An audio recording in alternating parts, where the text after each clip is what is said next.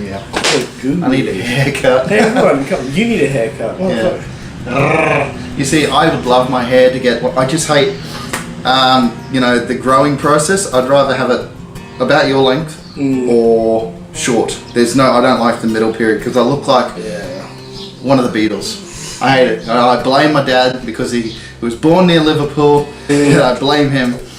Everybody thinks I was Scottish when I was growing up, and because of the weird accent, he was sort of on the border from Scotland and England. And by the way, hi, welcome. This is 1.5 Souls. This is Dean, and that's Mick. We're 1.5 Souls. And welcome back. It has been a long time coming. It's been a very long We have been so fucking busy. This guy, he did Billabong Dreaming. I heard it was a great success. It was pretty. We started a riot. You started a riot. That's awesome. It was great. We had about like 800 to 900 kids, so we packed out the Pilbeam Theatre, which in Rocky is like our main theatre thing. Hell yeah. Yeah, we kind of we started a riot. It was great. Around 800 or so kids. Yeah. Then a voice at the back said, "Everyone attacking them and turn into a ballroom blitz." Yeah, no, it was good. No way. That was cracked up, and apparently there's still. The kids are still screaming out,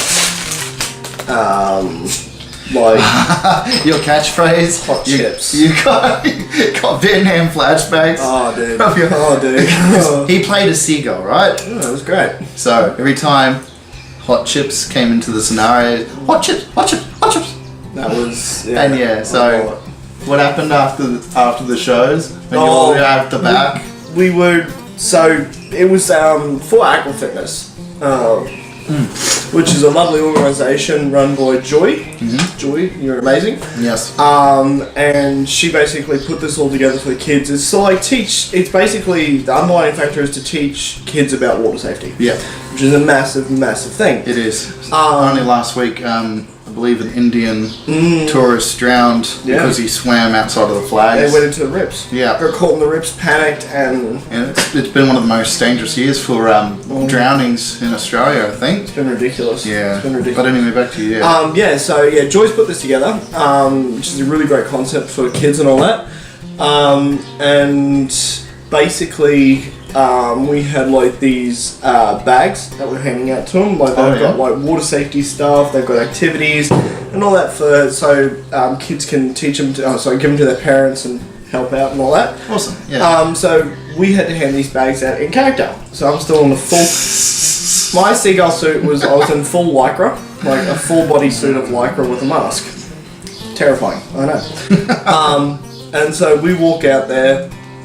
And as we're walking out to hand these bags out, the auditorium is just full of kids and all that, and they see a giant seagull and start yelling out hot chips, and next thing you know, the entire auditorium is screaming out hot chips while the teachers are like, quiet. We had to walk out. We had to leave the auditorium to make the kids stop. Then you had Ian, who's we had on the show before, director of Lost and Found. He was in it, and he started the ride up whilst they were getting on the bus. Because it's Ian, why not? Good job. But it was very interesting, and it was a really good production. That's awesome. Oh, what have you had on? You had this thing called Shrek. We've talked about it a few times. Yeah, Shrek. It's getting closer. 3 weeks today. Today's Friday, the 5th of October. It's on the last weekend of October. Shrek is so close. Yes, I know you're excited. I know you're excited now. I know you can't see it. No animals allowed. Only donkeys and other fairy tale creatures. But yeah, so it's almost there. We've been smashing it. We did take a week off because of school holidays, and it is pretty much a children's musical. Like 85. No, actually.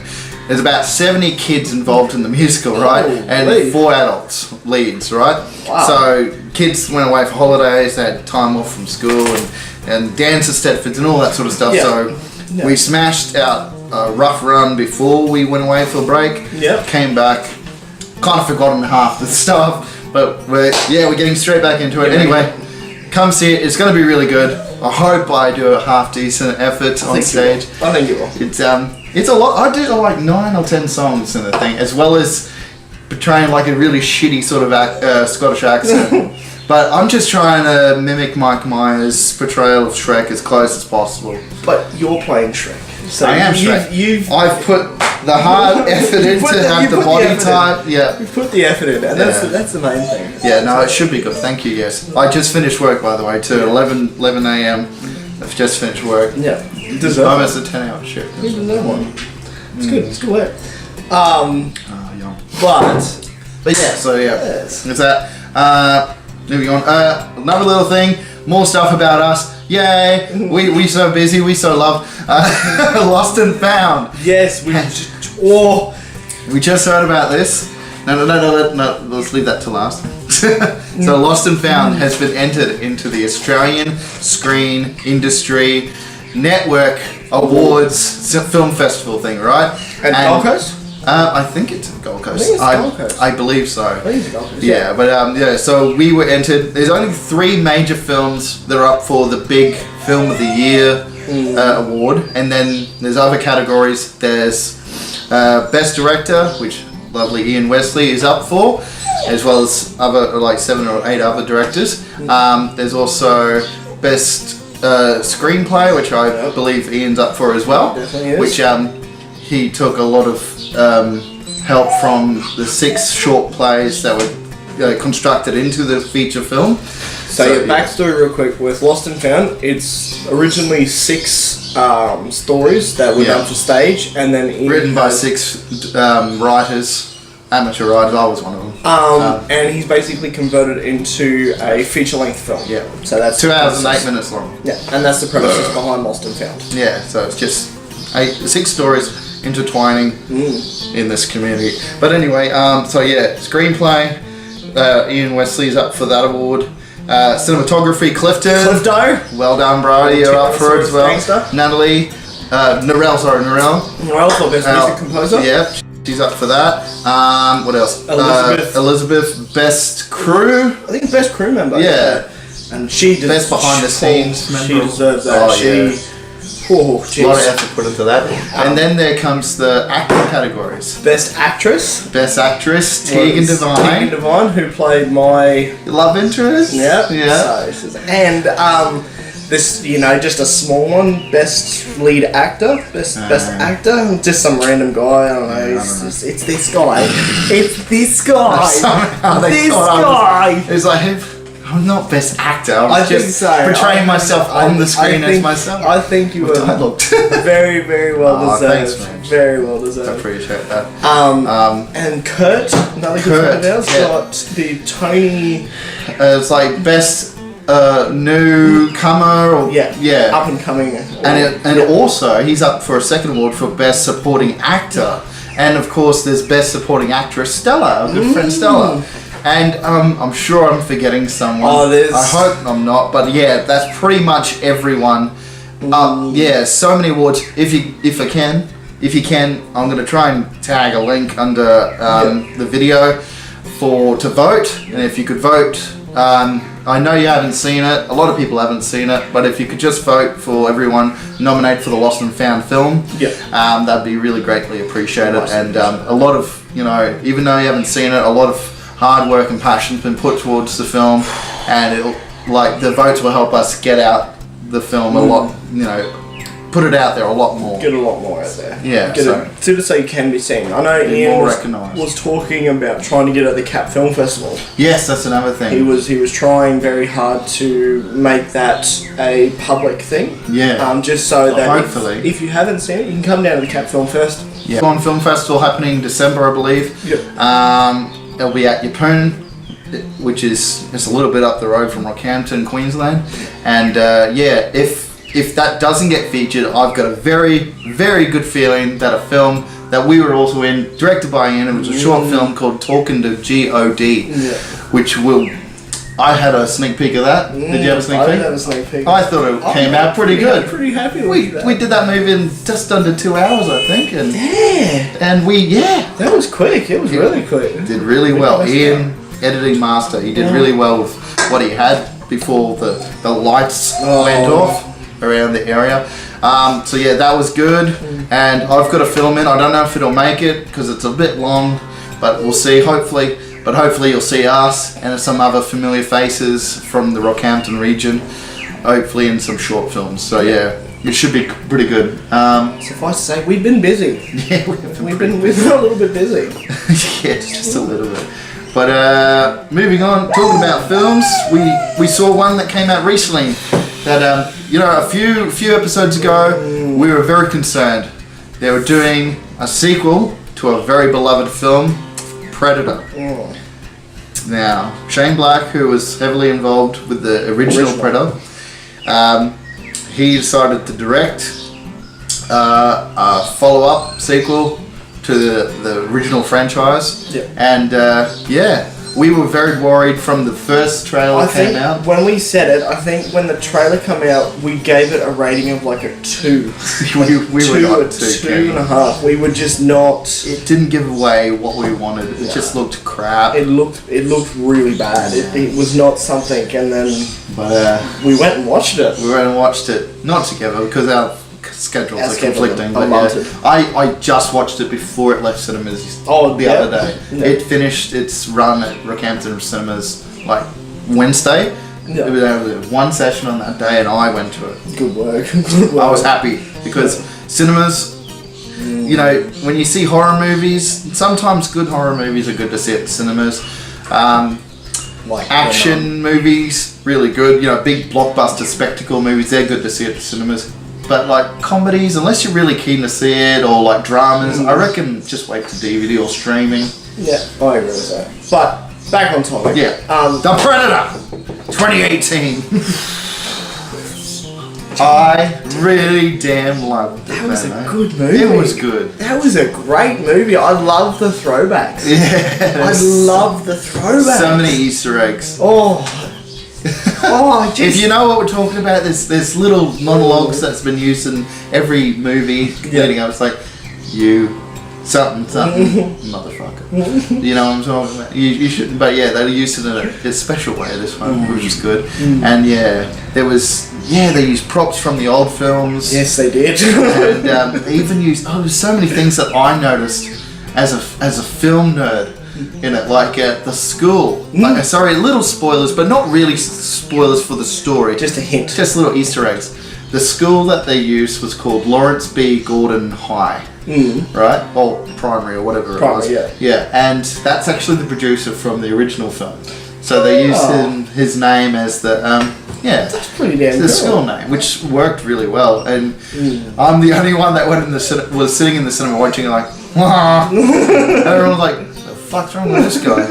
But anyway, there's that, and there was a scientist, Jake Bushy, I think his name is. He played a character called Professor Scientist Keys or something like that, which was a throwback to the second Predator film, which had his father, Gary Bushy, playing. Yeah, so he was pretty much playing the son of that character that died.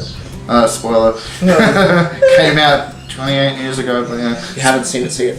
Yeah, Predator 2 is pretty good. I don't know why there's so much hate. But anyway, moving on. Yeah, so he played the son of that character, and he's the real life son of the actor that played that character as well. So that was pretty nice little. Wasn't a huge character in the film, but it was. I admit, I was actually really impressed. The thing that impressed me the most was I loved the. He's not the main actor, but like the child star. Yeah. I thought that was brilliant. He was great. Genuinely was so happy that they made that child was. He was autistic of some sort. Yeah. Asperger's. Asperger's disease, and they didn't shy away from it. Like they had the kid was getting bullied and all that, and it was very confronting. I thought it was, and but then he did it so well. And there's. As with everybody in the world, doesn't matter if you've got a mental disease or not, there's always positives and negatives to it. Definitely. And the positives shone through amazingly. Yeah. And I was actually really impressed too with the comedy aspect. Like it wasn't over the top, like force it down your throat, funny, but it was there. The comedy was there, and I was all like, "Holy crap, this is actually funny." It was all in the character portrayal. It wasn't to do with like dialogue helped a bit. Yeah. But it was all in their acting of the scenarios, like Definitely. Yeah, it was so cool. It was good, and I was really impressed. And it's one of those things where you kind of like, you watch the trailer, and you're like, and then you go watch it, and you're like, wow, that trailer did a great job in hiding how Which much. was good, because you don't know how good it is until you see it, but it might have throw a few people out. Yeah, because I don't think it was well received in America. It might have made just under 50 million, which is pretty bad. Globally, it might have made about 200 if lucky. Yeah. But still, I reckon it's going to get to cult following when it comes out. I think it's yeah. Well, a rating. I give it 4 out of 5. You go 4 out of 5. 4 out of I was going to say, 5. I give it a 3.7. No, yeah, about 3.7. I think a 3.7, yeah. so I was at 5. Just under a 4. It was really good. I reckon it was the second best Predator film in the series. Yeah, I'd agree with that. Yeah, it was I would definitely. right, just a nudge in front of Predator 2. Yeah. Obviously, Predator 1. Predator 1 it's the start. It's the most amazing film of all time. No, I do agree with that. And then they had a preview for another film that we've spoken about briefly, Venom. Yes. Now, I haven't seen that. It's only just come out in Australia. Need to watch. I'm so keen. Need to watch that. There's controversy, man. Rotten Tomatoes gave it a shitty score, but that's based on 25 or 27 individual reviews from film critics. But film critics don't understand. You need to have a love for. Look at the source material. Look at what the source material is. Look at what it's portraying. Look at all that. Like, that's the thing, is that if you go into a film and you don't really care about it, or you're just going in thinking, okay, does this do this? Does it do this? Does it set this criteria? Does it blah blah blah blah blah blah? Then obviously the film I don't think is going to have as much of an impact. No. Whereas if you go in like, I myself love Venom. He's my favourite character out of all comic books. Him and Spawn are my two favourites. Hell yeah. So I'm going in this from a fan's perspective, also obviously as an actor and doing behind the scenes and doing all that, I can appreciate the cinematography to it. Yeah. But I'm going in as a fan. Exactly. And I think that's a lot harsher critic than what an actual critic, because if you do not live up to a fan's expectation, sweet Jesus, you'll get Deadpool from the Wolverine. That's what'll happen. Yeah. Origin. Wolverine Origins? Yeah. Wolverine Origins, yeah. That Deadpool and that was not Deadpool. We don't talk about it. It never happened. I kind of liked that film, not because of that. It was something different I wasn't expecting, but I liked a lot of scenes in it, but it went a bit weird. It went to shit. But anyway, back to Venom. I'm keen to see it. I'm very keen to see it. I don't care what the critics are saying. I'm going to watch it. Definitely. As soon as we can. We'll make it a date. Okay. Sounds good. Yes. Next episode. Yes. Well, actually, talking of next episode. Yeah. We have been talking about this for almost half a year. It feels like we've only done a few episodes in the last couple of months, but we've been talking about the makeup challenge. We are going to make it happen. It's going to happen. We're going to make it happen. Next episode. The thing is, we have to make four people's lives put on hold to do this, and it takes about an hour and a half or so to do this whole thing. So maybe 2 hours. So it's a lot. Because you work at night, I work at night, but later in the night. Yeah. My wife doesn't finish work till around dinner time. And Chloe's busy as well with TAFE and so is Amy stuff. And it just... It's a lot of people to organise. It's a lot of, So you're gonna take that, But we will try and make it happen. It is going to be next I am keen. I've already got ideas of how to make my wife. I didn't think it would be possible actually look prettier, but we'll see how we go. I'm apologising to my fiance. prepare to get fucked up. Prepare to look like a Russian whore. Not on purpose. Just. Anyway, bit of fun. Music. Dead Letter Circus's new album came out a week and a half ago. Tell me about that. I was so keen. I've been keen for this since I heard their first single, which was "The Armor You Own." Yeah. Ever since hearing that on Triple J, been loving it. Every time I hear it, I don't get bored of it. I just love the epic awesomeness that they do. The singer's got an amazing, lovely voice, and he can go hard rock, but he doesn't go full metal. Yeah. But that's fine. The guitars make up for it and all that. But yeah, I actually got the album and I listened to it in full this morning. It's good. It's pretty effing good. Pretty good. Yeah. It's slightly better than I reckon Amity Affliction's Misery, which I heard the other week as well. And you know what? I do not mind Freed Dying, or what's it called? The second track that's got the weird sing. Feels Like I'm Dying. Feels Like I'm Dying. You know, I really don't mind that. That's growing on me a lot. It's good. Yeah, like the first time you showed me, I was like, that's a bit weird. But listening to it on the album, I'm like, I really like this. Actually, it makes sense. It's actually my second favorite song on the album. Really? At the moment, yeah. I have to listen to the rest of the album a bit more, but yeah. Mine would be Drag the Lake, favourite song. There is. Is that the really heavy one? Or am I thinking of another song? It does have the heavy, but it's also got Aaron singing at a higher pitch. No, He actually sings high, and it's like, and Joel actually sings, and it's like, what? Like, it blew me away, like that, and then D.I.E. D.I.E. is my second favourite. Fair enough. And then obviously Ivy, Tuesday. Yeah. That's the best. But yeah, no, I really dig in that song with the weird keyboard syncing. Yeah. I like it. I don't know. I don't know. I'm more inclined from that kind of music. Like the keyboards, they don't add anything to it. Like if they didn't have it, the song would be still great. It's just, it gives you that it gives it a lasting effect. It does. Because you're kind of like, what the fuck was that? Like, what? It makes it memorable. Yeah, exactly. For either good or for negative reasons. Yeah. But yeah, anyway, we've been talking about all these reviews and all that. We should get a little bit serious for a second and actually... So, on to a serious topic. Yeah. Something that's... So, recently, only in the last couple of days, a young woman's life had been taken on the roads. Someone that I actually worked with her mother in Les Miserables last year. Yeah.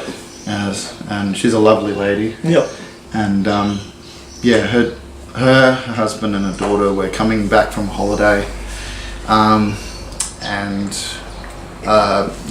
car accident happened. And some moron is probably the nicest way. We could be a lot harsher, but we're going to be trying to be as respectful and as good as we can be. But some moron who was coming back from a grand final party. It was the NRL and the AFL grand final here in Australia. After he'd been heavily drinking and so forth. Is that what you heard? That's what's come out. I didn't realise that, but that's even worse. But he collided with them, pushed them into the path of a semi, and the semi driver's fine, the ute driver's fine, the mother and father were sent to intensive care. I believe they're doing okay now, but their young daughter of 17, Olivia, was declared dead at the scene. Unfortunately, passed. A young lady with a really bright future, I've been told. She auditioned for Lost and Found. Yeah. I don't know if she was actually featured in it or not. No, Ian said that she didn't end up getting into the film, but there was a lot of people that auditioned. So. There was, and she was probably only 15, 16 at the time. In a film that's pretty heavily drama and dealing with a lot of adult topics and themes. So he probably just thought she wasn't quite ready, but he could. I believe he saw a bright future. I believe he said that next couple of films that he was looking at maybe doing something with her, just because obviously she would have been that little bit older and would have been able to portray it a little bit better. Yeah. But just at the present time she wasn't ready. But this unfortunately this isn't common. It's it's affected the Rockhampton region quite a bit. You know, it's just the irresponsibility of the ute driver and just I mean, I myself have personally been affected by this. My father was in a car accident when I was 4 or 5 years old and was nearly killed. And it was because a drunk and high driver was coming out of a corner and turned on his side of the road. And I was lucky that my father was driving with my auntie and she turned and he got T-boned, and he now permanently has a limp because his hip bone continually pops out of his hip socket. He spent, I think, about 8 or 9 months in intensive care. Very, very, very lucky to have survived. But it's, as Dean said, it's horrible to say, but it is so common. That this is happening. It's not an uncommon thing to hear. Oh, look, there's been another car accident. Oh, look, there's another life taken, and like, it's just, it really frustrates me because you see it every day in town as well. Like, people just zooming past you, not giving a crap about anybody else, wanting to get where they need to go just an extra couple of minutes sooner, but don't care about themselves. They don't care about anybody else on the road. They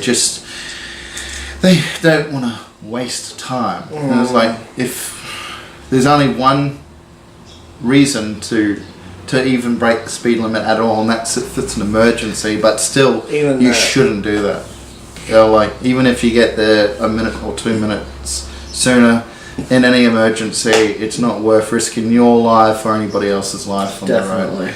And it's just a real shame that people drink, drive, take substances, drive fatigued, recklessly, just speeding. There's so many idiots doing this, and I'm kind of sick of it because I'm out there on the road working, and like, so is so many other people that do follow the rules and want to get to their destination safely, but everybody else just kind of ruins it for them. It's something that could easily be diverted. Something easily that it doesn't have to happen, but just because people are idiots, they think, oh, you know what, it's only it won't happen to me. Nothing will happen to me. I'm only a little bit over the limit. I'll be fine. I can still drive. I'm a safe driver. I can wrong. Just take a cab, sleep it off, sleep a good amount off if you had a heavy night of drinking. If you've had a big night drinking. If you don't think you're safe to drive, tell the people that might be waiting for you, you just have to wait it out because you weren't thinking ahead of time. Exactly. And we're not saying don't drink. No, you can drink. We endorse it. Drink responsibly. I'm going to have a big glass of water after this, and I probably still won't drive for an hour or so after this anyway, but it's only one drink. But it's 2.5 standard drinks, but that's, that's the thing, but I'm going to consider. Be responsible and be smart about it. Be kind to others for the simple fact that... Think about other people. You might not think it's going to happen to you. Until it does. And that's, But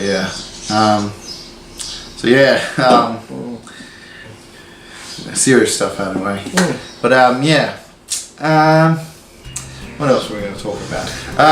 There's a big sporting event coming up this weekend, wasn't there? You were telling me about. I'm a bit out of the loop on the all sports. I didn't even know there was an AFL. Oh, was it an NFL final? AFL and NRL. Melbourne Storm versus Sydney Roosters, and the Roosters won. And then you had AFL, which I couldn't give two fucks about. So I don't know who won that. A lot of people don't seem to care about that. We're in Queensland. We don't care. But something actually important in the sporting world. Massive fight. So, UFC, we've spoken about it a fair bit on this channel in the early days. The notorious Conor McGregor is coming back after 2 years away from mixed martial arts to fight the undisputed, undefeated lightweight champion, Khabib Nurmagomedov, who is a 26-0, 26 wins, no losses, Russian fighter, who, at the age of 7 or 8 was wrestling bears, because fuck it, why not, what else are you gonna do? He's Russian. You know, you get bored. It's just his dad was like, you need a training partner. There's a bear. Go wrestle it. There's actual video footage of it. Like, it's not made up. Like, there's video footage of him wrestling bears. Right. Because why not? Yeah. But yes, he puts his title and his undefeated streak on the line against the notorious one, Conor McGregor. It is a classic matchup of high-level striker in Conor versus incredibly terrifying high-level wrestler in Khabib. Right. Who do you think's gonna win? Dude, it's... In all honesty, it's a flip of the coin. Flip of the coin. It's a flip of the coin. They're that like equal, dangerous to each other. That Each other's greatest strengths is the other one's greatest weakness. Right.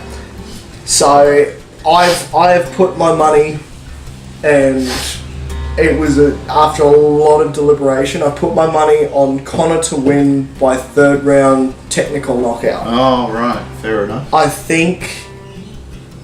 think he will stun him. He will stun Khabib, but if Khabib gets Conor to the ground, I don't know whether Conor's going to be able to get back up, because once Khabib gets you on the ground, you don't get back up. You don't. You're there. It's that simple. He puts you on the ground.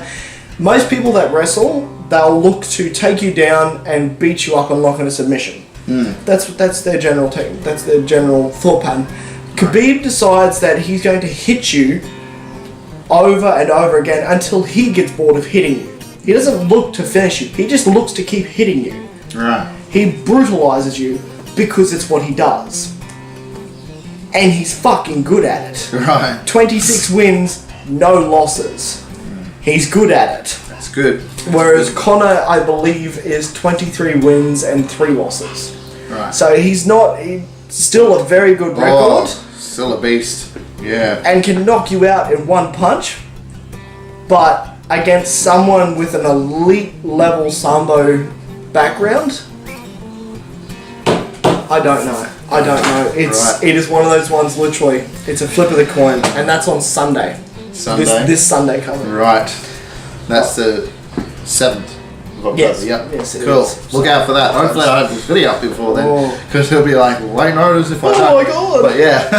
Right. Talking in past tense. Talking about in future tense, yeah. I was talking about sport.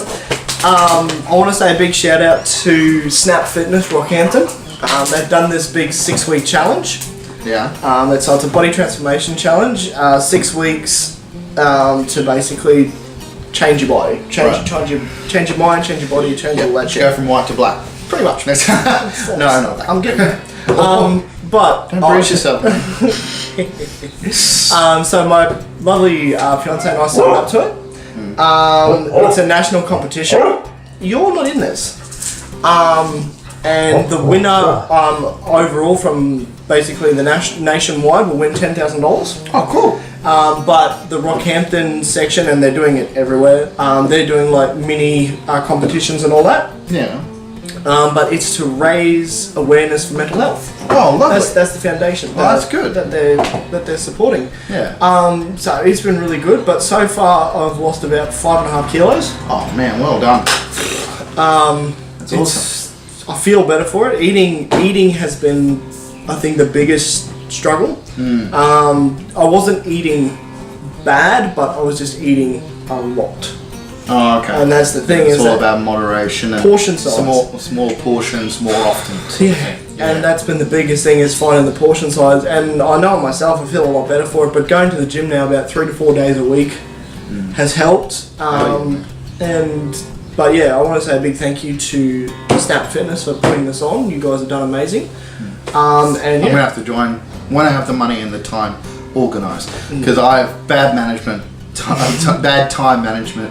But that's heavily involved because I'm doing Shrek and night shifts, and I have 2 daughters I have to pick up from school and so forth and so on. You've got a lot of stuff. There's a few commitments I got to. Yeah, that's another reason we haven't done another episode in a while. But yeah, we will. As soon as Shrek's done, hopefully I'll be able to focus a bit more on my other passions. Hopefully, got to do a few more short films. I've got a couple of ideas. Hopefully, we're gonna do some. we're gonna try and do one today, but yeah, we'll see how that goes. But yeah, look out. And no, thanks for that, man. Yeah, if you want to check out Snap Fitness, yeah, North Rockhampton, yeah, check them out online and very good, awesome. very good gym, that one. Awesome. Well, I think that's about a wrap. I think so too. I think we've covered a fair bit. Yeah. This is a good return episode. Yeah, it's not too bad. That's pretty good. But yeah, definitely watch out next episode, because honestly, the makeup challenge is going to happen. It is next episode. We've booked it in. Yeah. We can't tell you when the next episode is, but we booked it in. Yes. It's happening. It's happening. Even if the ladies pull out and I do his makeup and he does mine, Fuck it, we're gonna get prettied. We're gonna get prettied up for shiz. It's going to be amusing. I've been Dean. I've been Mick. And thank you for watching 1.5 Souls. Check out our Facebook page and our YouTube channel. Catch us. Peace.